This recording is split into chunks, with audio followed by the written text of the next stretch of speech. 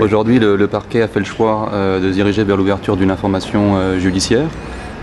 Et donc mon client est placé sous contrôle judiciaire et il est aujourd'hui à disposition de la justice pour qu'on ait plus d'éléments sur ce dossier.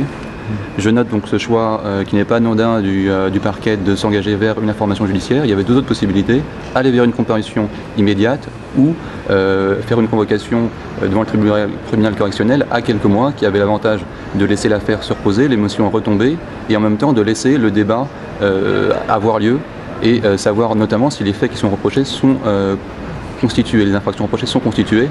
À mon sens, la principale raison du choix de l'information judiciaire, c'est peut-être un malaise aujourd'hui du parquet qui a peur qu'effectivement les infractions qui sont reprochées à mon client ne tiennent pas, ne soient pas constituées, et c'est une façon peut-être de gagner du temps, parce qu'aujourd'hui avec une instruction on est parti sur une durée de procédure de minimum 12 mois.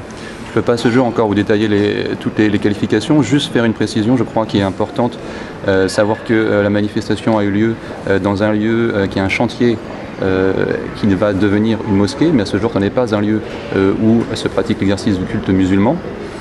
Ça, c'est un fait qui a son importance, parce que dans le contexte qui va permettre de déterminer si on est dans la provocation à la haine raciale ou pas, et concernant une religion, on est aussi dans un lieu privé et un lieu dans lequel il n'y a pas d'exercice de culte.